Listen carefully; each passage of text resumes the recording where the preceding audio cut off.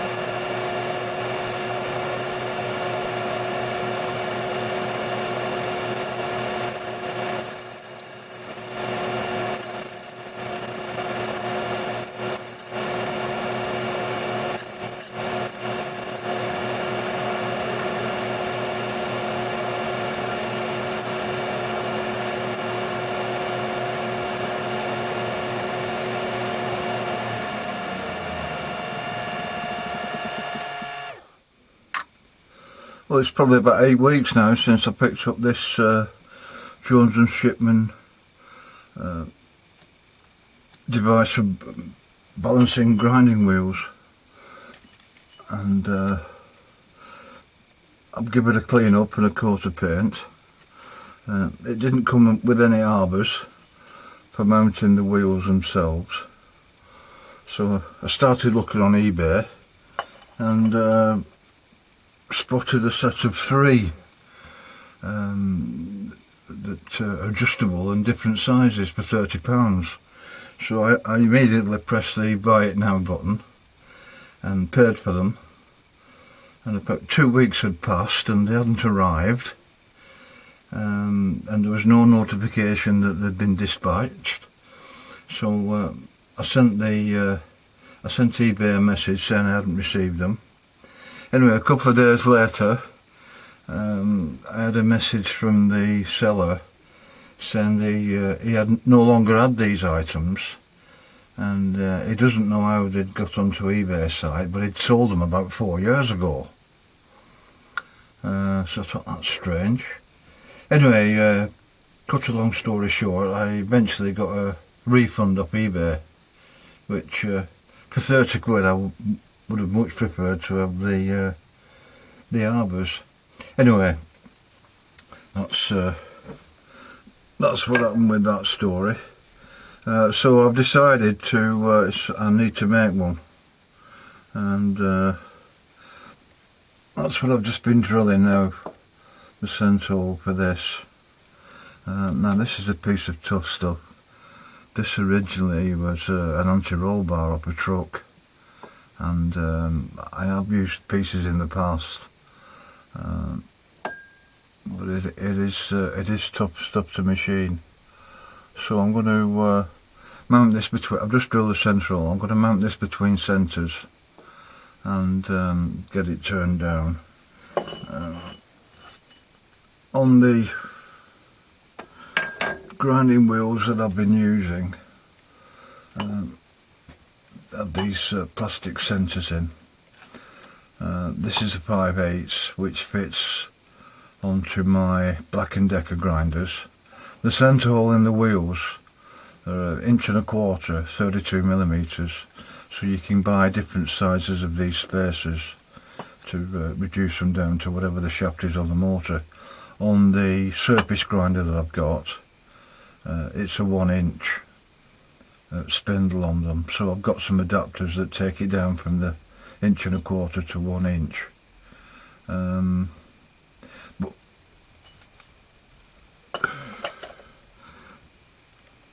this is probably the thickest bar that I've still got lying around, so I don't really want to take this down to the 5/8. I'm going to machine this down to the 1 inch, and then I can use the I think all the grinding wheels that I've got are 1.25 inches. It's just the spacers that are different. So if I take this down to 1 inch, I can just use the 1-inch spacers on all the wheels. So that's the plan. As I say, I'm going to mount this between centres. Long time since I've done any turning between centres. I think I can remember what to do. But yeah, that's the plan, guys.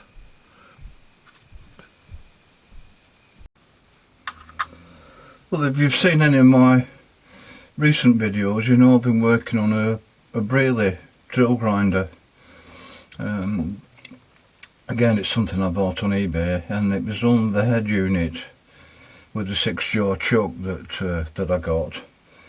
The rest of the machine was missing, so I've been busy working on that, and last week I mounted a CBM wheel that I got for it, and that's been working okay. So I started looking at 1 or 2 videos on YouTube, and it's a ZB32. Now, 32 relates to the maximum diameter of the drill that you can mount. 32mm being 1.25 inches. I've not done anything that size as yet. I've been mainly doing my straight shank twist drills, but I've also done 1 or 2 moist taper drills, and I've been watching a video a couple of times now, and for the moist taper drills, because you've got the extended moist taper on them, much longer than the straight shank drills, the machine came with some adapter that centralised the rear end of the drill in the spindle. So what I came up with, this is a number 2 Morse, so I put a number 3 adapter on it, and I'd machine this piece down to the 1.25 inch for the spindle, and then run a number 3 reamer through, and with that fitting onto the end there, once the drill's mounted into the chuck, this piece centralises it in the spindle, so you don't get the up and down that you would do before you tighten the chuck up. So that's what I've been doing with that. Next up, I'm thinking of making another adapter that has a much smaller cone machined in it for use for centralising the long straight shank twist drills that I've got. But that's going to be a future project. The straight shank drills that I've been doing at the moment, they've probably been maximum 5 inches long. So I've not used anything at the back to centralise them, and I don't seem to have had any problem regrinding those drills. But looking through my box of drills, I came across this one. Now this is 32mm, 1.25 inch, which, as I say, is the maximum that machine will take. And in the past, I'm presuming this started up as a moist taper drill, but somebody's machined the moist taper up and got this straight shank on it now. I don't think I've used this at all. Somebody's welded a strip on there to stop it spinning in the chuck. But as I say, this is 32mm, and it's not the best grind in the world. Looks like somebody's done it handheld. So once I've machined this piece down, I'm going to move on to mounting this in the Brierley and see what we can do with that one. But as I say, that would be the maximum diameter drill that I could use on that machine.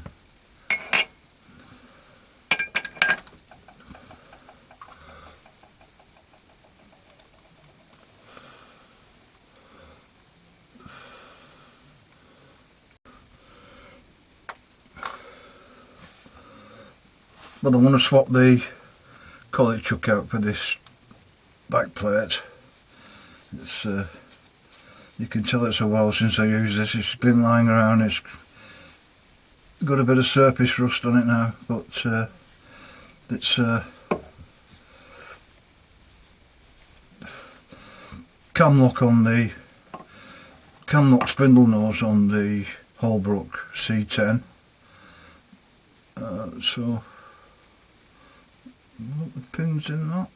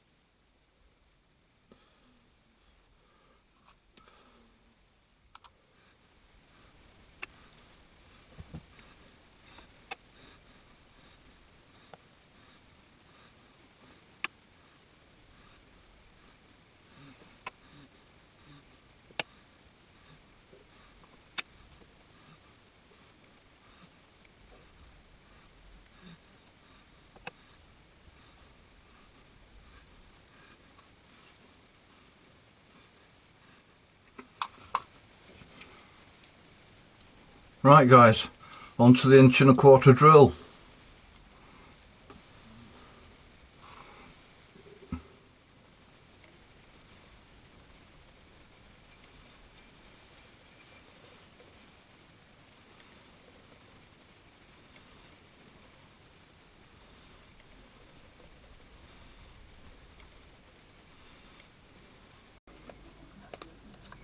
Right guys, I mounted the 1¼ drill. I've still got the drill setting tool to finish, but having ground quite a few drills now, I think I've finally realised how the setup works. First of all, you lock the chuck in the cutout with the green dots for right hand drills. That brings there's only one slot for the chuck key to go in, so that's vertical then. So once you've locked that lever down, tighten the chuck so this side of the cutting face is horizontal and square on with the wheel.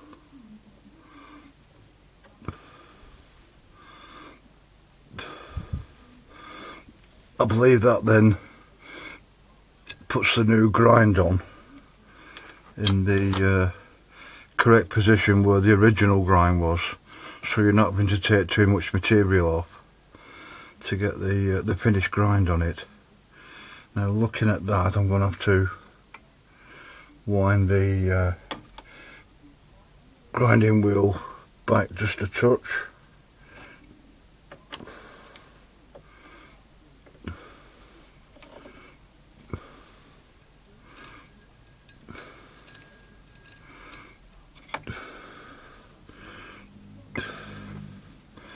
Yeah, with an 1¼ drill I've probably got 5/8 extra width on this CBN wheel.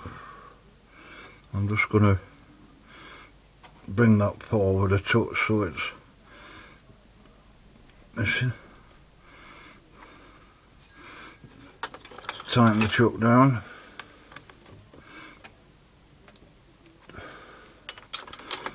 Release the lever.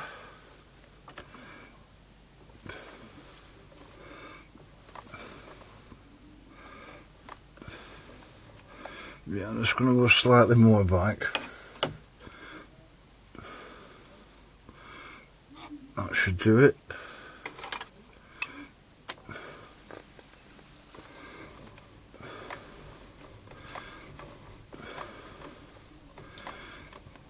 Okay, I think we're good to go there.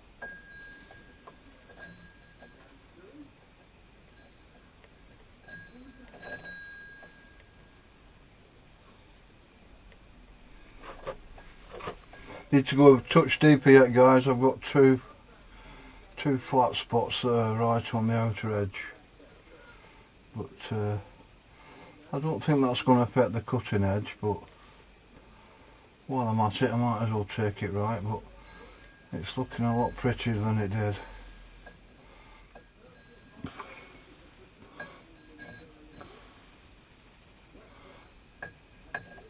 Yeah, you can just see the two flats there.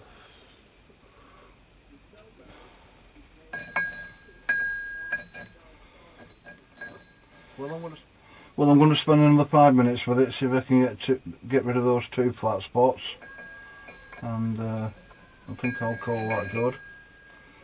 I think I'm at the stage now where I can dismantle all this. At the moment I've got it mounted onto my wood lathe, but my intention is to move it all into the back room where I do all the grinding. I can attach the dust extractor onto it then that I've adapted. So next time you see this in use, guys, it might be in a different location. Well, I'm going to wind it up there. Thanks for watching, guys. See you soon.